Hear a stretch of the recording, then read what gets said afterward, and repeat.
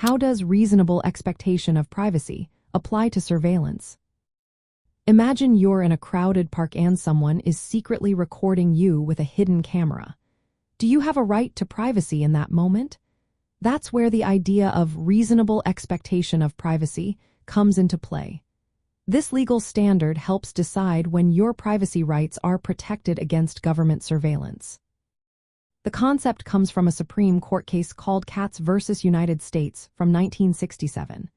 The court said that you must have an actual expectation of privacy, meaning you personally believe your space or information is private. But it's not enough just to feel that way. Society must also recognize that expectation as reasonable or legitimate.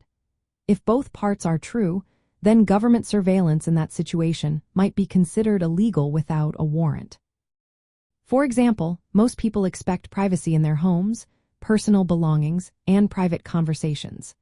If the government wants to listen to your phone calls or look through your personal emails, they usually need a court-approved warrant.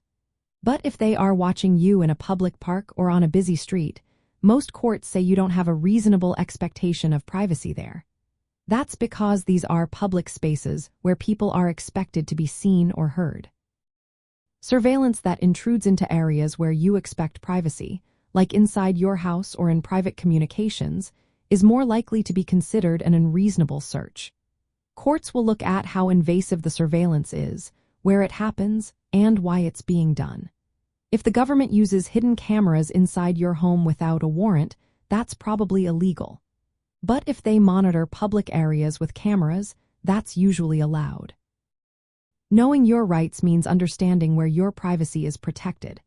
If the government conducts surveillance where you have a reasonable expectation of privacy, they need proper legal permission. Without it, the surveillance could be challenged in court.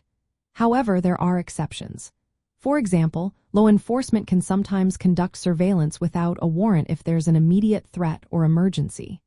Still, these cases are tightly controlled and requiring specific legal justification. In the end, the idea of reasonable expectation of privacy limits government power and helps protect your personal freedoms. It makes sure that your private spaces and information are not invaded without proper legal procedures. Recognizing when your privacy rights are at stake can help you stand up for yourself if you believe you've been unlawfully surveilled.